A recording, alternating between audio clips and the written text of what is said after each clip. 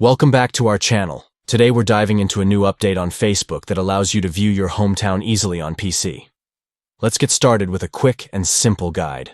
First, open your Facebook account. Head over to your favorite web browser and log into your account. If you're already logged in, great! Just ensure you're using a reliable connection to avoid interruptions. Next, once you're on your news feed, look for your profile picture. Click on it to navigate directly to your profile. This takes you to the place where all your personal information and posts are accessible. Now, you're going to want to click on Edit Details, which is located right under your profile photo. This section lets you manage your information, including your hometown, current city, and more. It's a handy tool for personalizing your profile and keeping it up to date.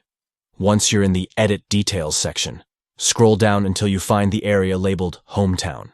Here, you'll be able to see the hometown you've shared with your friends and the rest of your Facebook community. If you want, you can even update it or add a new one through this section. And there you have it. With just a few quick steps, you can easily view your hometown on Facebook using your PC. Make sure to like, comment, and subscribe for more tips and updates on using social media effectively. Thanks for watching, and we'll see you next time.